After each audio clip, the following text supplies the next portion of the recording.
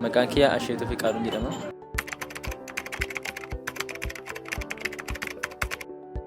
Kanan dhaladhe godina Shawaa Kaabaa Aanaa Giraar Jaarsoo.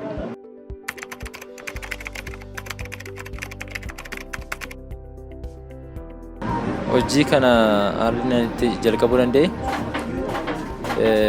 biyyatti hojjechaan ture hojii xixiqqoo kaasee hojjechaan ture hojii anan jaaladha. Qaama dhuunfaa keessatti hiratee hojii asirratti jaaladha ture. Isarra darbee gara magaalaa Finfinneetti dhufuudhaan hojii mana nama galee qacaramee hojjechuun qabe. Waggaa tokkoo fi ji'a 5 hojjechaan ture.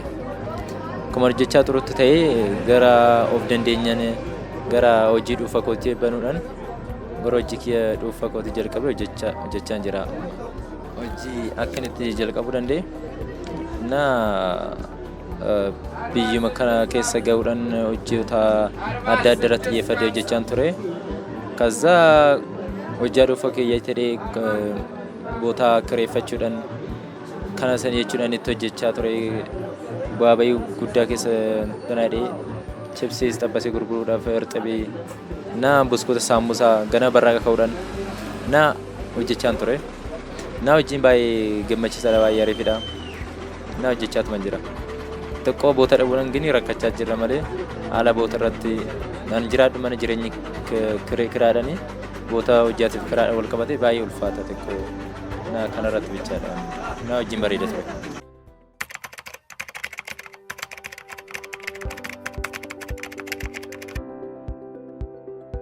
Ammaaf baay'ee ulfaachaa jira.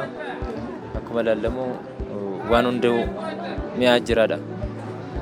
Zayitiis binnee baay'ee gatiisaa dabalaa jira amma waan hunduu. Ammas akkaataa amma jiruun baay'ee bu'aa qabeessa nu godhaan jiru. Faayidaa nu kennaan jiru. Baay'ee hunduu nutti daddabalaa jira ammaaf. Amma nu asitti binnee finnee gurguraa jirruu fi amma asitti nurraa fayyadaman kaastamariin waliin ilaallatu.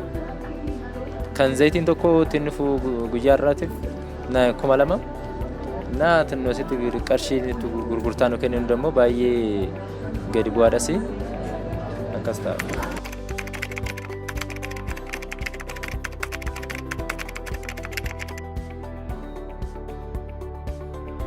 Hojiidhaaf ariifidha. Buskunni hojjettu bareeda. Chipsiin ariifidha. Sirriitti ariifidha jechuun ni fayyadamu. Saambusaa buskunni waan hunduu waan ariifin hojjedha. Sirriitti na fayyadamu. Waan jedhu tamasgeen ni fayyadamu.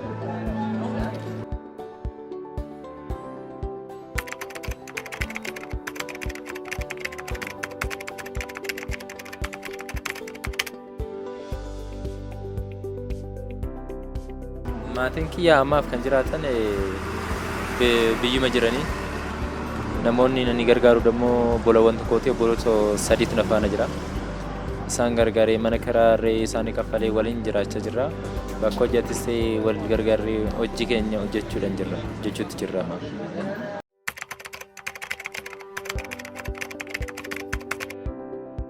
Ammaani barnootarree duraasaa barachaan ture. Barachuudhaan barnoota kiyya aga kutaa 6tti baradheen jira. Isa kutaa 6 booda gara kutaa 7 kan na dabarsu adda kuteen gara hojjaatti galee hojjechuu jalqabeera.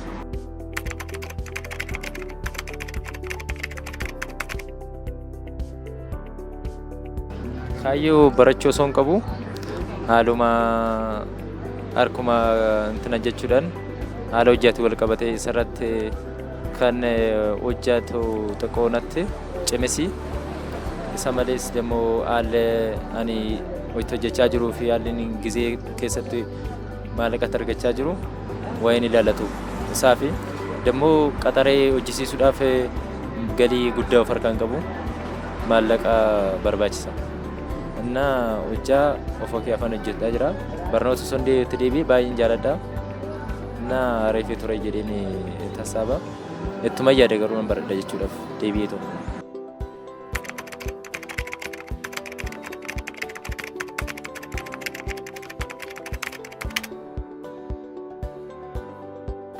Ana jechuudha obboleessi kiyyaa naannoo ji'a 5 ji'a 4ti.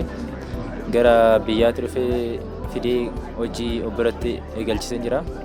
Hojjechaa jiraaf saafirree boota kireessee boota banee fi innis achitti hojjechaa jira. Anis immoo as ta'uudhaan gara natti hojjechaa jira. Walumaan hojjechaa jira.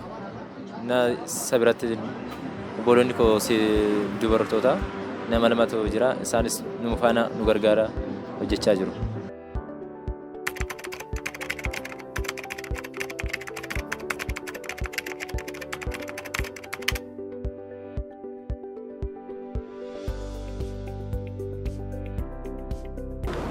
Maashinni baay'ee jajjaboon maashinni barbaachisan nan jira. Maashinni kanaa olitti maashinni haqimii gurguddaa qabu hin jiru. Na isaan sun na barbaachisu tureyyuu. Na maallaqa harkaa dhabuun maallaqa maashinoota xiqqaadhaan fayyadamaa jirra. Na gara maashina gurguddaa na fayyadamni ganaadha. Maashina gurguddaa dhabuun hammataa ture.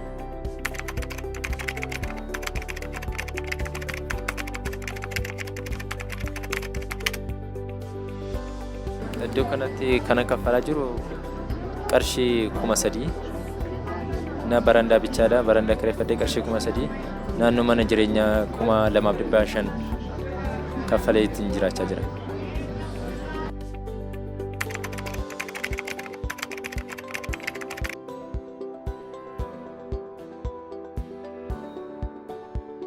Ammaaf irree wanti hunduu nuti daddabalesi. Na ammaaf baay'ee rakkina guddaa keessarra. Ammaaf kanuma dursa ittuma jechaa jirra malee baay'ee ammaaf ulfaataadha. Amma bu'aa nu kennaa jirudha. Taa'aa warra jechuudhaaf hojjechaa jirra malee akkasumara bu'aas waan qabu miti. Na ulfaataadha waan hunduu maateriyaanii. Na wantumti finnee asitti ittiin hojjechaa jirru baay'ee warra ulfaataadha.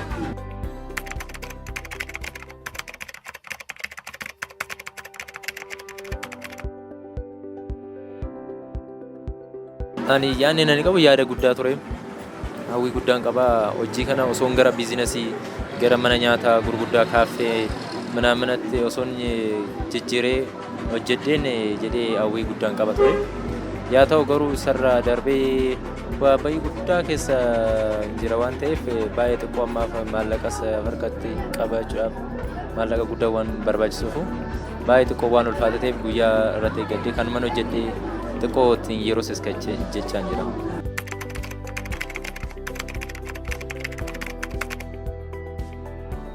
Anumatu hojjechaa jira. Na feermuzoota maashinoota adda addaa xaqqamuudhaan hojjechaa jira. Shaayii loomiidhaan buna shaayii shaggaadha hojjechaa jiru. Na buskuuta saambusaa irxabii na chipsii nan hojjedha. Sirriitti hojjedha.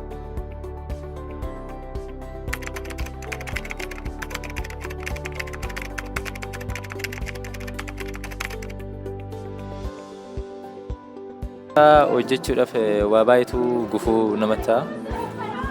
Tokkoffaa bootaa itti hojjennu waan hojjechaa jiru alaarratti hojjechaa jira. Na sababa saniif immoo wantoonni dudubbatanii kuni karaa irratti hojjetamaa jiru kuni karaa irratti jedhanii warri akka ittiin hojjenneen na dhorga jiran hin jiran safaratti hin hojjetin jedhanii torban ji'aaf ji'aaf torban lamaaf hojjaa dhaabuudhaan kana dursa hojjaadhaan adda kutee akkan itti rakkachaa turan beeka. Hojjaadhaan adda dhaabetoo na sababa baay'ee na mudachaa jira. Na alaarratti jechuudha bootaan qabu isaa kireeffadheetan isaa barandaa irratti na sababoota hedduun na mudachaa jira.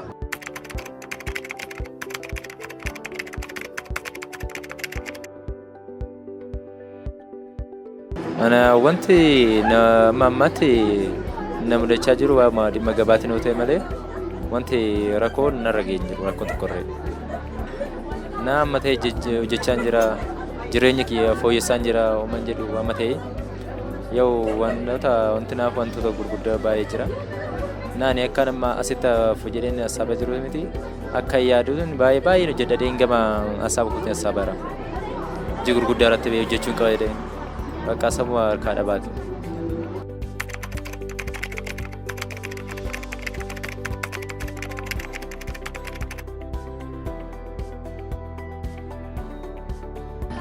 Kan kanan hojjechaa jiru fuma kiyyaa afaan amma dhuunfaa kiyyaatiin bahee dhuunfaa kiyyattan hojii eegalee dhuunfaa kiyyaa afaan amma hojjechaa jira.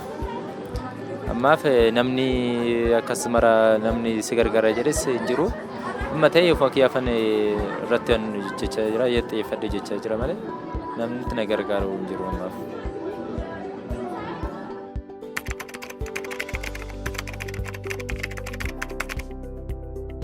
Namoonni ani galateeffachuu barbaade aadaa kooti. Isheenis Tanaanyee Guutaa jedhamti. Na baay'ee na gargaaraa turte gama isheetiin asuma jiraatti. Na baay'ee na deeggaraa turte. Kana hojjedhu hojjaa kana galee hojjaa akka kanatu seewwataa gama kanaan deemee na waa baay'ee na deeggaraa turte. Ammaaf na deeggaraa isaan qofaadha jechaadha.